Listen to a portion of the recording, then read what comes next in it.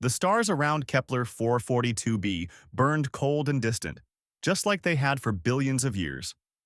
But today, something new arrived in this quiet corner of space. 12 massive ships dropped out of faster-than-light travel, their dark hulls blocking out whole sections of the starfield. On the mining colony below, alarms started screaming. Tae-ho was drinking his morning coffee when the emergency lights turned everything red. He set down his cup carefully, took one last sip, and walked to the command center. People were already running in the hallways, but he kept his pace steady. Panic never helped anyone. "Report," he said, stepping through the door. Ji-won looked up from her console, her face pale. "Sir, we have 12 unknown vessels in orbit. They're massive. Each one is at least 3 times the size of our largest cargo ship. Have they made contact?" "Yes, sir, about 30 seconds ago." Ji-won pressed a button, and a voice filled the room. It sounded like rocks grinding together, run through a translator that struggled to make sense of it. "Human settlement. This is Commander Ralvesh of the Vreln Collective. You are now property of the Collective. Surrender your weapons and prepare for occupation. You have 1 standard hour to comply." The message ended. The room fell silent except for the beeping of computers. Tae-ho pulled up the colony roster on his screen. 3,214 people. Miners, engineers, families, children in the school section. His daughter was probably in mathematics class right now. "Get me Haewon," he said quietly. The security chief arrived within minutes, still wearing her exercise clothes. Haewon had served in the Earth Defense Forces before retiring to colony life. She looked at the ships on the display, and her jaw tightened. "What are we dealing with?" she asked. "Unknown species. They call themselves the Vreln Collective. They want us to surrender. And if we don't..." Tae-ho pulled up what little information their sensors had gathered. "Each ship has enough firepower to level the entire colony. They have technology we've never seen before. Our defenses were built to stop pirates, not a military fleet." Haewon studied the data for a long moment. "So we're outgunned, outmatched, and alone. The nearest human fleet is 3 weeks away at best." "Yes? What are you going to tell them?" Tae-ho looked at the ships again. They hung in space like predators circling prey. He thought about his daughter, about all the children, about 3,000 people who trusted him to keep them safe. "I'm going to tell them no," he said. Haewon didn't look surprised. She nodded once. "Then we need to get ready. I'll mobilize every person with combat training. We have mining explosives, construction equipment, and about 200 personal weapons. It's not much." "Make it enough," Tae-ho said. "Make them pay for every meter." The hour passed quickly. Tae-ho sent his response to the Vreln ships. A simple message. "We decline your offer." For several minutes, nothing happened. Then Ji-won's console lit up with incoming transmissions. "Sir, they're broadcasting on all channels. I think they're laughing." The attack began at dawn. The Vreln didn't send all 12 ships. They sent one. Just one ship, because that's all they thought they needed. Ralvesh stood on the bridge of his command vessel, watching the displays. His forearms moved across the controls with practiced ease. This was his 31st conquest. He knew how it would go. A show of force, some minor resistance, and then surrender. These humans would learn what every other species had learned. The Vreln Collective could not be stopped. "Deploy assault teams," he ordered. "Minimal destruction. We want the mining infrastructure intact." Below, the colony transformed. Haewon had divided their defenders into small groups. They didn't try to hold fixed positions. Instead, they moved constantly, turning the mining tunnels into a maze of ambush points. The Vreln soldiers were impressive. They stood nearly 8 feet tall, with thick armor-like skin and 4 powerful arms. Each one was worth 10 soldiers from most species. They had never lost a ground battle, but they had never fought humans before. The first Vreln squad entered Mineshaft 7 expecting frightened workers. Instead, they found Dong-hyun and his team waiting with mining charges wired to the support beams. The humans let the Vreln walk deep into the tunnel. Then, Dong-hyun pressed the detonator. The tunnel collapsed, burying the entire squad under tons of rock. In Sector 3, Bora and her medical team had turned the hospital into a fortress. When Vreln soldiers tried to take it, they found every corridor trapped, every room a kill zone. The medics fought with scalpels and chemical weapons made from medical supplies. Across the colony, the pattern repeated. The humans didn't fight like any species the Vreln had encountered. They didn't retreat when outmatched. They didn't surrender when cornered. They fought with a cold, calculated fury that seemed to ignore their own survival. A young miner named Kiwan held a maintenance corridor against 6 Vreln soldiers for 40 minutes, using nothing but a welding torch and explosive decompression. When reinforcements finally forced him back, he had killed 3 of them. On his command ship, Ralvesh watched the casualty reports with growing disbelief. He had lost more soldiers in this one engagement than in his last 5 conquests combined. These humans were barely armed, completely outmatched, and yet they fought like demons. "Sir," his second officer reported, "we've captured one of their warriors." "Bring him to me," Ralvesh said. "I want to understand what we're facing." They brought Dong Hyun to the bridge in restraints. He was young, barely more than a child by Vreln standards. His armor was scorched and dented. Blood ran from a cut on his forehead. But he walked with his head up, his eyes clear. Ralvesh circled him slowly, all 4 arms clasped behind his back. "You fought well," he said through the translator. "But you must see this is pointless. We will take your colony. Many more of your people will die. Why do you resist?" Dong Hyun looked at him steadily. "Because it's our home." "Is a home worth dying for? Is anything worth living for if you won't fight for it?" Ralvesh felt something unfamiliar.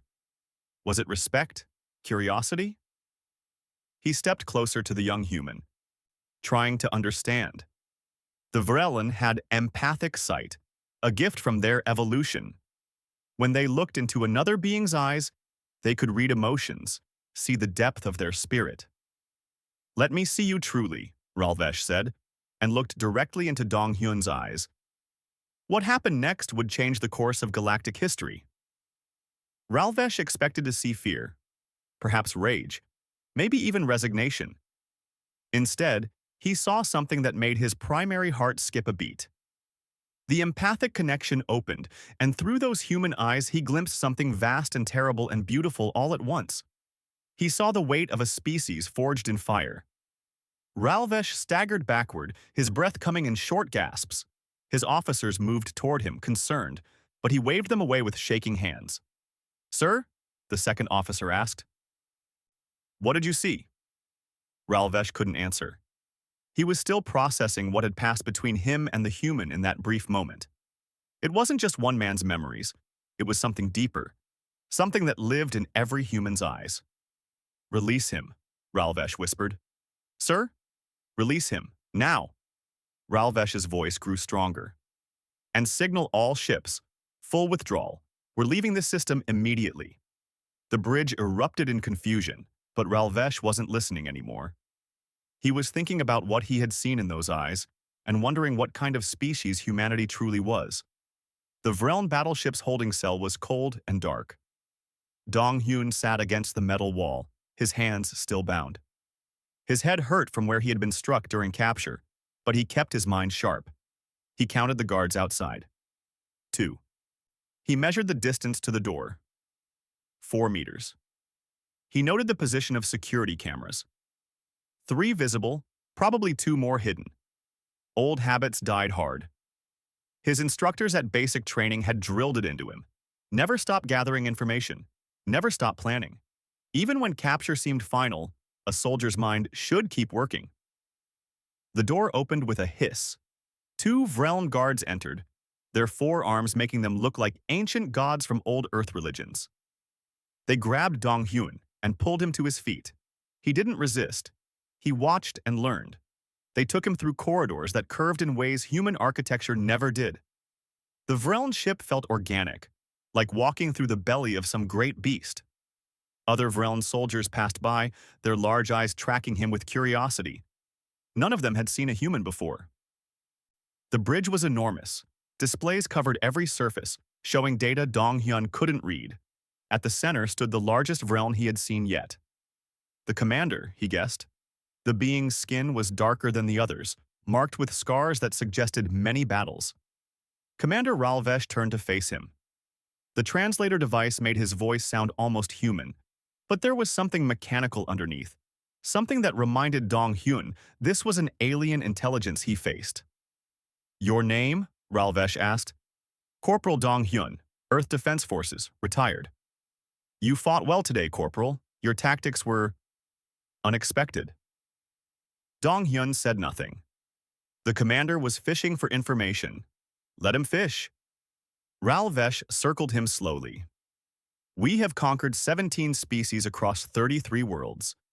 None fought as your people fought today. You lost every engagement, yet you never retreated. You were outnumbered 10 to 1, yet you never surrendered. Why?" "You were on our land," Dong Hyun said simply. "Land can be taken. Life cannot be returned. Is dirt worth dying for?" "It's not about the dirt. It's about the choice." Ralvesh stopped circling. "Explain." Dong Hyun met his eyes. "You gave us a choice. Surrender or fight. We chose fight. That's all there is to it. But you knew you would lose." "Probably, but we might not have. And even if we did, we'd make you remember us." Something flickered across Ralvesh's face. In the holding cell below, Bora was treating wounded colonists who had been captured. Her hands moved efficiently, cleaning wounds, setting broken bones. The Vreln guards watched her with confusion. She was a healer, yet she had fought like a warrior. She had killed 3 Vreln soldiers with improvised chemical weapons before her capture. "Why do you fight and heal?" one guard asked through a translator. Bora didn't look up from her work. "Because both are necessary. We fight to protect. We heal to preserve. It's not complicated." The guard seemed troubled by this answer. In Vreln culture, warriors and healers were separate castes. The idea of one person doing both violated their basic understanding of society. Back on the bridge, Ralvesh continued his interrogation. "Your world, this Earth. Tell me about it." Dong Hyun considered the question. "What do you want to know? Is it peaceful?" Despite everything, Dong Hyun almost laughed. "No, Earth has never been peaceful." "Your people fight amongst themselves?" "We did. For thousands of years. Wars, conflicts, struggles, sometimes over resources, sometimes over beliefs, sometimes over nothing that made sense later." Ralvesh's forearms tensed. "And yet you survived." "We're good at surviving." "How many wars?" Dong Hyun thought about it. "I don't know. Thousands, maybe. Tens of thousands if you count every conflict. We've been fighting since before we had words for war." The bridge fell silent. The other Vreln officers had stopped their work to listen. The idea of a species in constant warfare with itself was alien to them. The Vreln had unified under one banner before they reached the stars. They couldn't imagine the chaos Dong Hyun described. "And your weapons?" Ralvesh asked quietly. "What is the worst weapon your people have created?" Dong Hyun's expression darkened. "We have bombs that can destroy entire cities, make the land poisonous for generations. We've used them. On ourselves." Ralvesh felt something cold settle in his chest. "You destroyed your own cities?" "Twice. 2 cities gone in flashes of light. Hundreds of thousands dead in seconds. We did that to our own people. Why? To end a war. To prevent more death, we killed hundreds of thousands." Dong Hyun's voice was flat, reciting history. "And it worked. The war ended. We learned from it. We've never used them again. But we still have them. Thousands of them, pointed at the sky now instead of at each other." Ralvesh took a step back. His empathic sense was picking up something from the human. Not fear, not pride, just a simple, terrible honesty. "Let me understand this," Ralvesh said slowly. "Your species fought wars against itself for thousands of years. You created weapons capable of destroying your own world. You used them. And yet you survived all of this?" "Yes." "How?" Dong Hyun shrugged, the gesture awkward with his hands bound. "We learned. We adapted. We rebuilt. That's what humans do. We fall down, we get back up. We make mistakes, we learn from them. We break things, we fix them. Sometimes it takes a long time, but we figure it out eventually. Ralvesh felt the cold feeling spread. He had seen species destroy themselves before. Civilizations that collapsed under their own weight, never to rise again. But humanity had teetered on that edge and pulled back. They had looked into the abyss of their own extinction and chosen to survive instead. You fear nothing, Ralvesh said. We fear plenty, Donghyun corrected. We just don't let it stop us. Ralvesh moved closer. He needed to understand this being, this species that defied everything he knew about conquest and survival. The Vreln had evolved as apex predators on a high-gravity world. They were stronger, larger, more powerful than most species they encountered. Fear was a tool they used, not something they felt. But looking at this small, wounded human, Ralvesh felt something unfamiliar. He wanted to call it curiosity, but it felt sharper than that, more urgent. I want to see you, he said. Truly see you. In Vreln culture, this was significant. The empathic sight was sacred, used only in important moments. It allowed a Vreln to see beyond the surface, to understand the depth of another being's experiences and emotions. It was how they measured the strength of enemies, the loyalty of allies, the truth of words spoken. Donghyun didn't understand the significance, but he met the commander's gaze steadily. He had nothing to hide. He was a soldier, captured but not broken, facing an enemy with the same calm he had learned in training. Ralvesh looked into the human's eyes and opened his empathic sense fully. What he saw would haunt him for the rest of his life. The connection opened like a floodgate. Ralvesh expected to see one man's memories, one soldier's experiences. Instead, he saw something vast and overwhelming. It wasn't just Donghyun he was seeing. It was humanity itself, reflected in those eyes like light in a mirror. He saw predators hunting early humans through ancient grasslands. He saw those same humans learning, planning, and hunting those predators to extinction. He saw wars beyond counting. Swords and spears and guns and bombs, cities rising and falling, empires built on bones. He saw humans facing plague and famine and disaster, dying by millions, and the survivors pressing forward anyway. He saw the flash of nuclear fire and the long shadow it cast across history. And through it all, he saw one constant truth. Humanity never stayed down. They learned from every defeat, adapted to every challenge, and kept moving forward with a persistence that bordered on madness. Ralvesh broke the connection with a gasp, staggering backward. His officers rushed to support him, but he waved them away with trembling hands. Sir, his second officer asked, what did you see? Ralvesh looked at Donghyun, who stood calmly, unaware of what had just transpired. The human had shared nothing intentionally.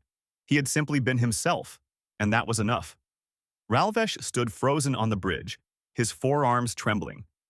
His officers watched their commander with growing concern. In 31 conquests, they had never seen him like this. Ralvesh was stone, unbreakable, eternal, but now he looked shaken to his core. Release him, Ralvesh whispered. His second officer, Sang-min, stepped forward. Sir, I don't understand. Release the human, now, return him to his people. Commander, we have not yet secured the colony. The humans continue to resist in several sectors. Releasing a captured warrior sends the wrong message. Ralvesh turned to face Sang-min, and the younger officer took an involuntary step backward. There was something in the commander's eyes he had never seen before. Fear. Raw. Primal fear.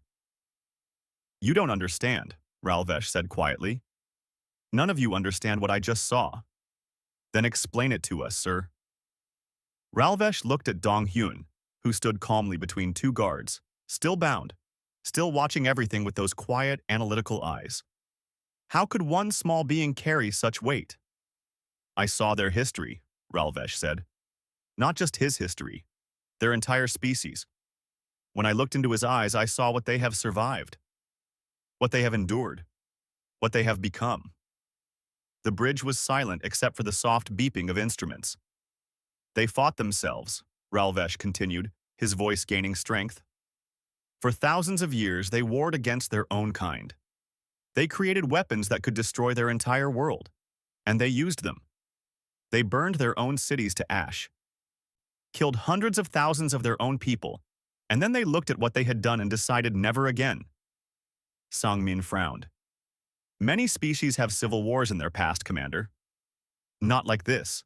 Not with this intensity. Not with this persistence. Ralvesh began pacing, his arms moving in agitation. We evolved as apex predators. We conquered our world because nothing could stand against us. But humans? They evolved as prey. They were hunted by creatures stronger, faster, more deadly than them.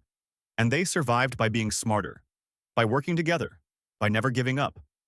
He stopped pacing and pointed at Donghyun. Every predator that hunted them is extinct now. Think about that.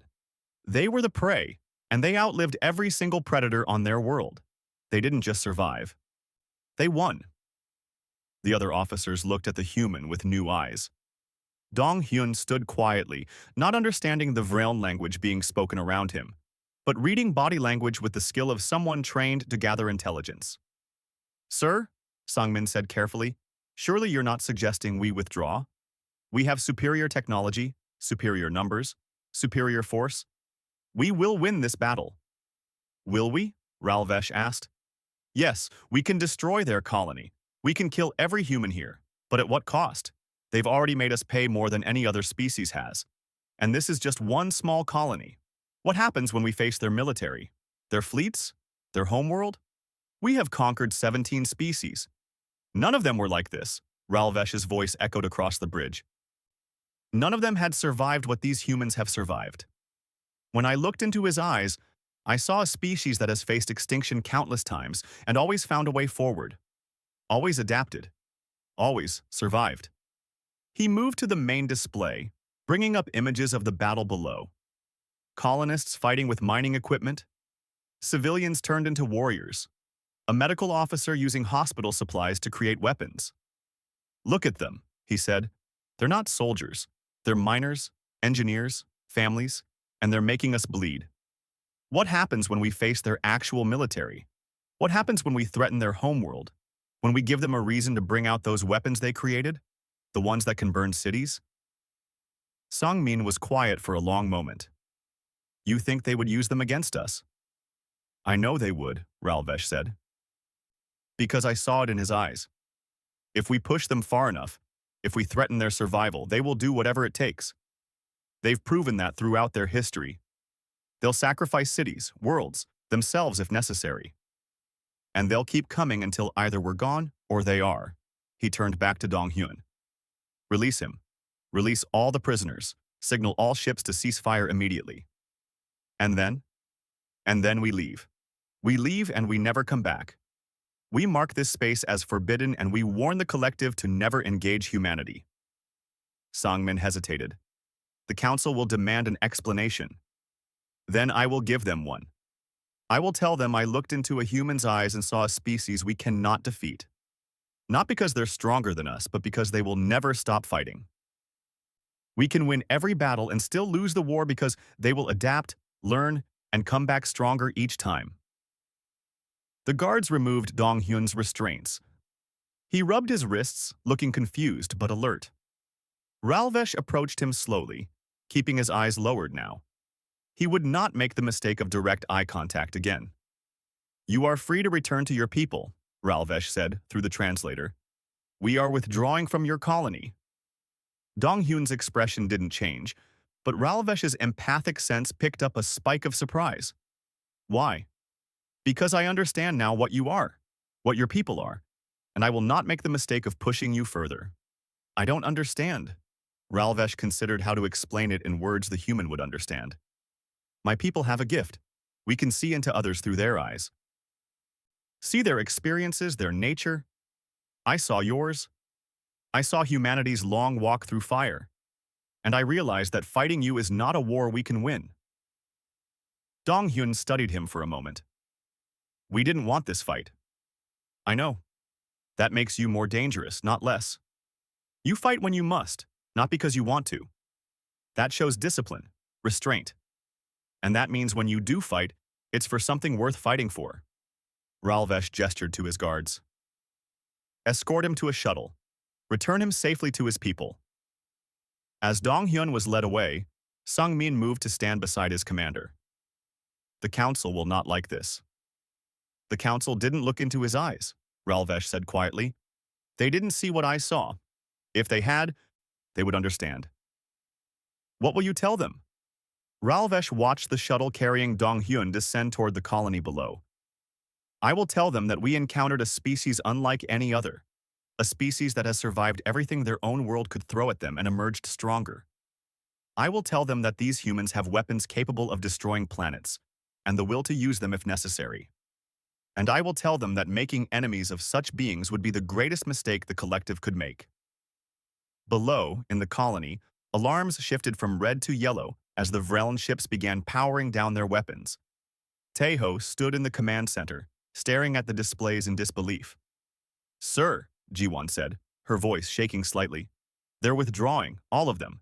They're leaving orbit. Why? Haewon demanded. We were barely holding them off. They could crush us. I don't know, Taeho admitted. But we're not going to question it. Stand down all forces. Get medical teams to the wounded. Prepare damage reports. A shuttle descended from the largest Vreln ship, landing in the colony's main plaza. The hatch opened, and Dong Hyun walked out, blinking in the sunlight. He was bruised and bloody, but alive. Haewon rushed to meet him. What happened up there?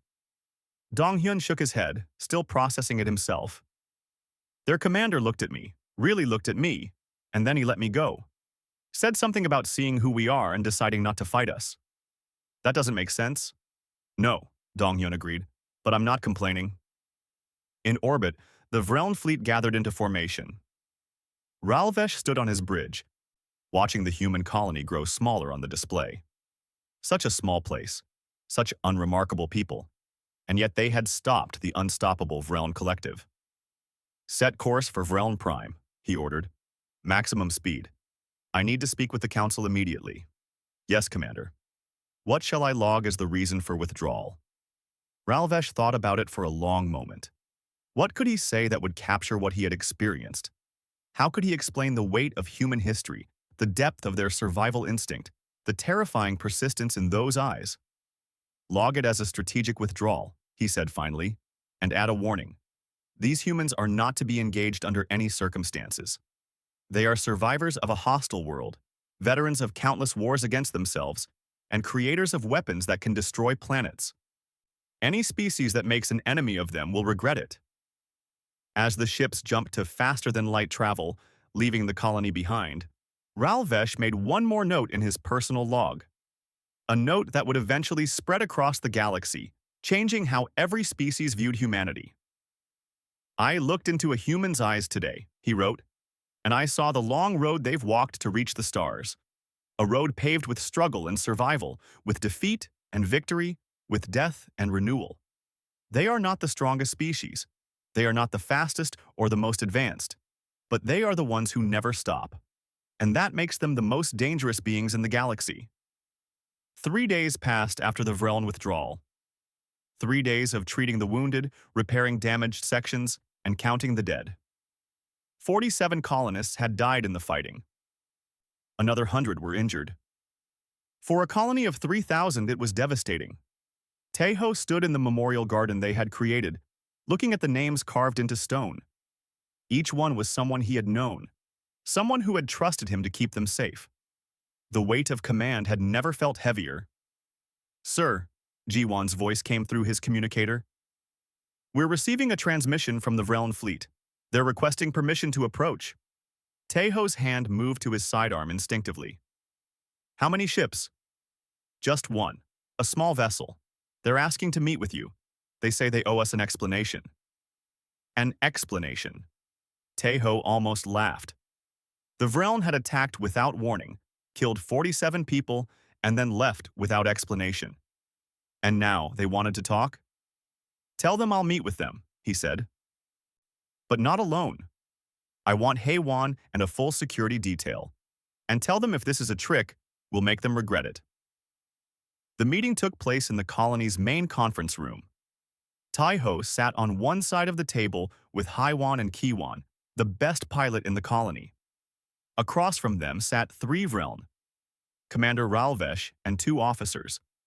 The aliens were massive, making the human furniture look like children's toys. For a long moment, nobody spoke. The two groups studied each other. The translator devices hummed softly, ready to turn thoughts into words both sides could understand. Finally, Ralvesh spoke. "Thank you for agreeing to meet with us. I know we have no right to ask for your time after what we did to your people." "Then why are you here?" Tai-Ho's voice was cold. "To explain. To apologize. And to warn you." "Warn us about what?" Ralvesh shifted in his seat, which creaked under his weight. "About the galaxy you're about to enter. About the species you'll encounter. And about what I saw when I looked into one of your people's eyes." Haywan leaned forward. "You keep saying that. What did you see?" "Everything," Ralvesh said simply. "My people have empathic sight. It's a gift from our evolution. When we look into another being's eyes, we can see their experiences, their nature, the weight of their history. It's how we judge enemies and allies. It's how we know when someone is truly defeated." "And what did you see in Donghyun?" Tai-Ho asked. Ralvesh was quiet for a moment, choosing his words carefully. "I saw a species that should not exist. By all logic, by all natural law, humanity should have destroyed itself long ago. The wars you fought, the weapons you've created, the conflicts that have defined your history, any other species would have gone extinct." "But we didn't," Haywan said. "No, you didn't. And that's what terrifies me." Ralvesh looked at each of them in turn, careful to avoid direct eye contact. "Tell me about your world, about Earth." Tai-Ho exchanged glances with Haiwan. "What do you want to know? Is it peaceful? Safe?" Kiwan actually laughed at that, though there was no humor in it. "Earth has never been peaceful. It's a world that tries to kill you in 1,000 different ways. Earthquakes, volcanoes, hurricanes, diseases. We didn't make it to the top of the food chain because we were the strongest. We made it because we refused to die." "And your wars?" Ralvesh pressed. "How many have you fought?" Haywan answered this time. Her voice was steady, but there was old pain in it. "Thousands. Maybe tens of thousands, depending on how you count. Wars over land, resources, religion, politics, pride. Wars that killed millions.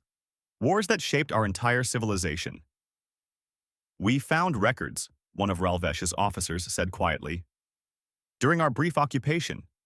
Historical data about something called World War II. 70 million dead?" "Closer to 80 million, Tai-Ho corrected. "And that was just one war. We've had many." The Vreln were silent, processing this information. 80 million dead in a single conflict. It was beyond their comprehension. The entire Vreln species numbered only 3 billion. The idea of losing 80 million in one war was apocalyptic. "And the weapons," Ralvesh said. "The ones capable of destroying cities. Tell me about those." Haywan's expression hardened. "Nuclear weapons. We developed them during a war. Used them twice to end that war. Killed hundreds of thousands in seconds. Made the land poisonous for generations." "And you still have them?" "Yes, thousands of them. Enough to destroy our entire world several times over. We pointed them at ourselves for decades, ready to end everything if the wrong button got pushed. We called it mutually assured destruction. If one side fired, everyone died." "Madness," Ralvesh breathed. "Yes," Tai-Ho agreed. "It was madness. But it worked. We learned from it. We pulled back from that edge. We're still here." Ralvesh stood and walked to the window, looking out at the colony. In the distance, repair crews worked to fix the damage his fleet had caused. Human persistence in action, already rebuilding, already moving forward. "The Vreln Collective has conquered 17 species," he said, his back to the humans. "We are the apex predators of the galaxy, We have never known fear, never known defeat. We are stronger, larger, more advanced than most species we encounter. He turned to face them. And when I looked into your warrior's eyes, I felt fear for the first time in my life. True, deep fear. Not fear of being hurt or killed, fear of what you represent. And what's that? Tejo asked. Survival at any cost. Adaptation without limit. A species that has stared into the abyss of extinction countless times and always found a way to step back from the edge. You don't just survive, you learn from every failure and come back stronger. Ralvesh returned to his seat. We could have destroyed your colony. We had the firepower, the numbers, the technology. But what then? You would have sent fleets to investigate. You would have learned about us. And eventually, you would have come for revenge.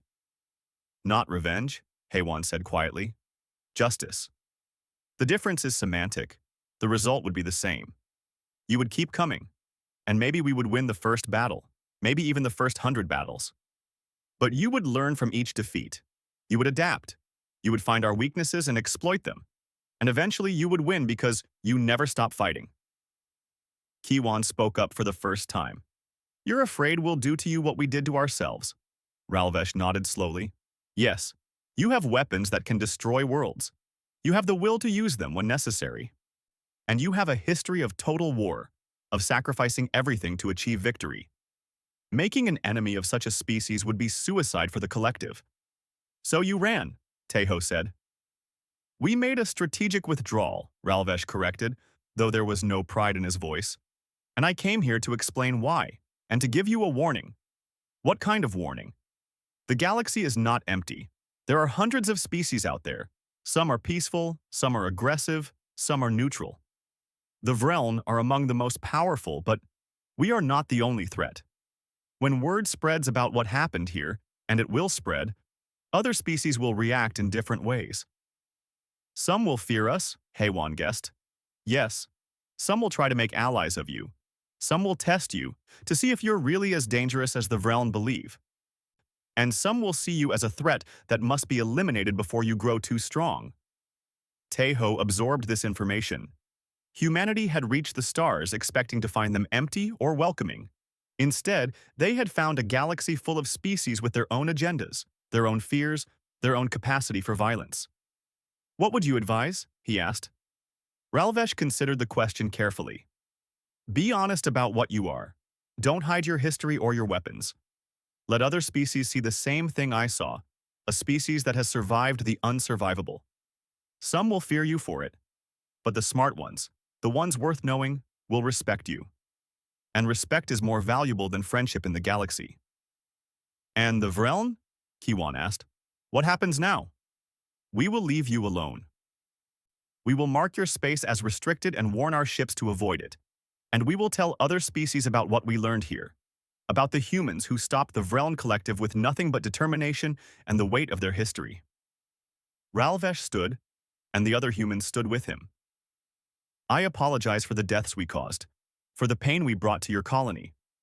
It was wrong, and it was based on ignorance. We saw a small colony and thought it would be easy. We didn't understand what we were facing.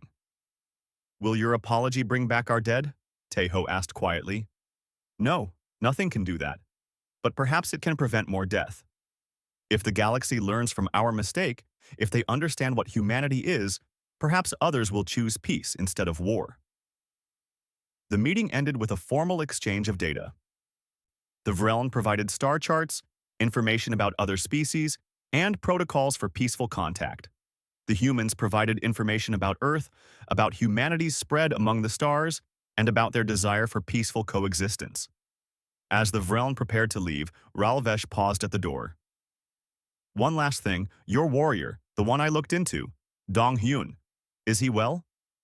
He's recovering, Haywan said. Why? Tell him he changed the course of galactic history without knowing it. Tell him that his eyes showed me a truth I needed to see. And tell him I hope we meet again, under better circumstances. The Vreln ship departed, leaving the colony to continue its repairs. But the galaxy had changed. Word began to spread about the humans who had faced the Vreln collective and made them retreat. About a species with a violent history but the wisdom to learn from it. about beings who carried the weight of survival in their eyes. The news spread across the galaxy like ripples in a pond. The Vreln Collective, conquerors of 17 species, had withdrawn from a single human colony without completing their conquest. The story grew with each telling, becoming legend, even as those involved were still processing what had happened. 6 months after the incident at Kepler 442b, the Galactic Council convened an emergency session. Representatives from 43 species gathered in the orbital station above the neutral world of Sanctum Prime.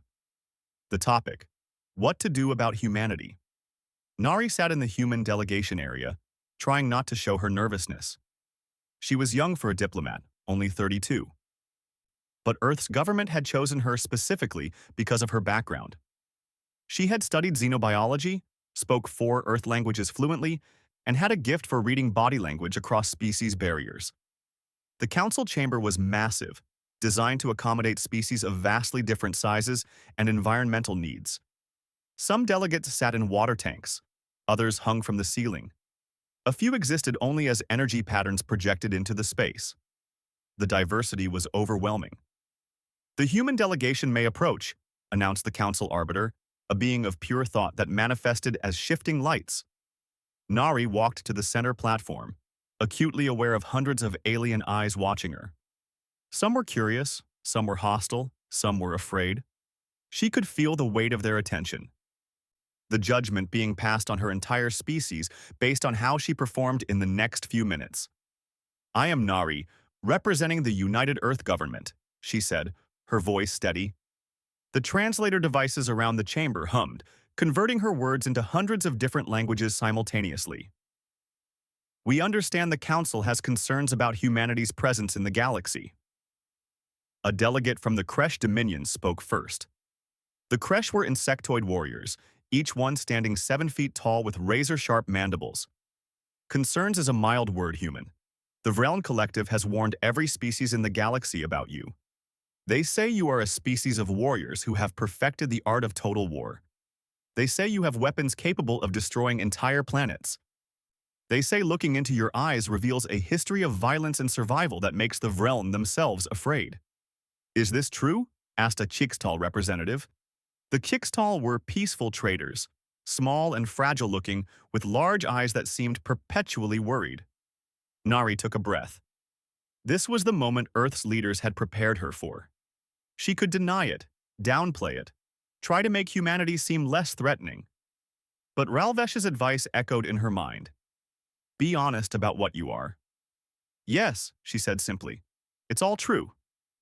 The chamber erupted in noise.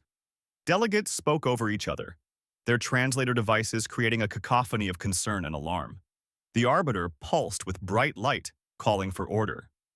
"Explain," the Kresh delegate demanded. Nari pulled up a holographic display showing Earth. "This is our homeworld. It's a high-gravity planet with extreme weather patterns, active tectonic plates, and a history of mass extinction events. Life on Earth has always been a struggle for survival." She changed the image to show early humans. "We evolved as prey animals. We were hunted by creatures stronger and faster than us. We survived by being smarter, by working together, and by never giving up. Every predator that once hunted us is now extinct, not because we were stronger, but because we were more persistent." The next image showed ancient warfare. "Yes, we fought among ourselves. For thousands of years, we warred over resources, territory, beliefs. We killed millions of our own kind in conflicts that spanned generations." She paused, meeting the eyes of the various delegates. "And yes, we created weapons capable of destroying our own world. We built thousands of nuclear devices, enough to end all life on Earth several times over. We pointed them at each other and came within minutes of using them." "This is exactly what we feared," a delegate from the Peaceful Harmonium Coalition said, their voice trembling. "A violent species with world-ending weapons. You should never have been allowed to reach the stars."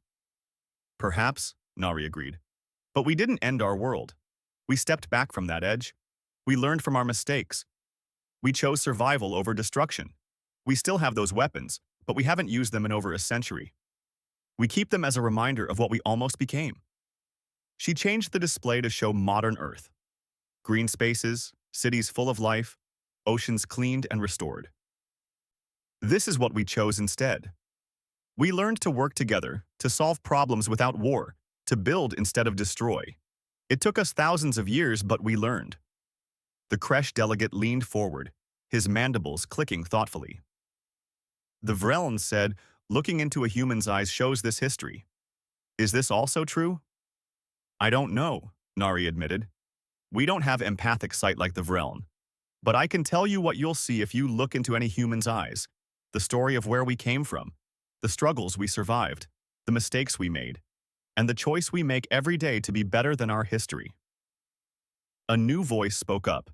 It was deep and resonant, belonging to a Korval elder. The Korval were one of the oldest species in the galaxy, wise and patient. The question before us is not whether humans are dangerous. Clearly, they are. The question is whether they are a danger to the galaxy. And your opinion, Elder? The Arbiter asked. The Korval considered for a long moment. I have studied the reports from Kepler 442b. The human colony was attacked without warning. They were outnumbered and outgunned. By all logic, they should have surrendered. Instead, they fought with a ferocity that forced the Vreln to withdraw. But here is what interests me. Once the Vreln left, the humans didn't pursue. They didn't seek revenge. They tended to their wounded, buried their dead, and requested diplomatic contact. The Elder gestured toward Nari. A truly warlike species would have built a fleet and struck back. Humanity did not. They chose peace when peace was offered, just as they chose war when war was forced upon them. This shows wisdom, not just strength. Wisdom or cunning, the Kresh delegate challenged. Perhaps they simply wait until they are strong enough to strike. Nari decided to address this directly. May I speak plainly? Please do, the Arbiter said. Humanity doesn't want to conquer the galaxy. We've already conquered our own world and it nearly destroyed us. We've learned that victory in war is hollow if it costs you your soul. We came to the stars looking for knowledge, for resources, for new horizons, not for enemies. She paused, choosing her next words carefully. But we will defend ourselves. If attacked, we will fight with everything we have. We will use every lesson our violent history taught us. We will be persistent, adaptive, and relentless. Not because we want to be, but because it's what we've learned to be to survive. A threat, someone muttered. A promise, Nari corrected. Leave us in peace, and we'll be peaceful. Force us to fight, and you'll understand why the Vreln withdrew. It's your choice, just as it's our choice how to respond. The Kresh delegate stood, his full height impressive even among the diverse species in the chamber. He walked toward Nari, and she forced herself to stand still, to meet his approach without fear. He stopped in front of her, looming over her smaller frame. Then, deliberately, he looked directly into her eyes. Nari held his gaze. She didn't know if the Kresh had empathic sight like the Vreln, but she let him look. She had nothing to hide. She thought about her grandmother who had survived a war. About her father, who had helped clean radiation from old battlefields. About her own choice to study alien life instead of military strategy. After a long moment, the Kresh delegate clicked his mandibles in what Nari's briefing had told her was a sign of approval. You do not look away. You do not show fear. But neither do you show aggression. This is the gaze of a warrior who has learned when not to fight. He turned to address the council. The Kresh Dominion supports opening diplomatic relations with humanity. They are strong, but they are not unwise. They are dangerous, but they are not destructive. These are qualities we respect. Other voices joined in. The Kixtel, despite their fears, spoke in favor of trade relations. The Korval offered to share their historical archives. Even some of the more cautious species agreed to at least establish communication channels. Not everyone was convinced. Several species abstained from voting, choosing to wait and watch. A few spoke against humanity, calling them too dangerous, too unpredictable. But the majority agreed. Humanity deserved a chance to prove they could be peaceful neighbors in the galaxy. As the session ended, Nari found herself approached by the Kikstal representative. The small being looked up at her with those large, worried eyes. I am still afraid of your people, the Kikstal admitted. Your history of war, your weapons, your capacity for violence, it frightens me. I understand, Nari said gently. It frightens us too sometimes. That's why we work so hard to be better than our past. Will you promise not to harm my people? Nari knelt down to be at eye level with the small being. I can't promise that no human will ever harm anyone. We're not perfect. But I can promise that we'll try our best to be good neighbors, to trade fairly, to respect boundaries, to solve conflicts with words before weapons. The Chickstal studied her face for a moment, then extended a small hand. Nari shook it carefully, aware of how fragile the being seemed. Then we will try to trust you, the Kickstal said. But slowly. Trust is earned, yes? Yes, Nari agreed. Slowly. We understand. Back on Earth, the news of the Council's decision was met with celebration. Humanity had been accepted, cautiously, into the galactic community.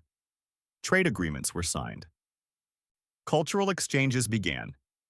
Human ships started appearing in alien ports, and alien visitors came to Earth. Tae-ho, still managing the colony on Kepler 442b, received a message from Nari. We did it, she wrote. The galaxy knows about us now. Some are afraid, some are curious, but they're giving us a chance. Your colony's stand against the Vreln changed everything. You showed them who we are.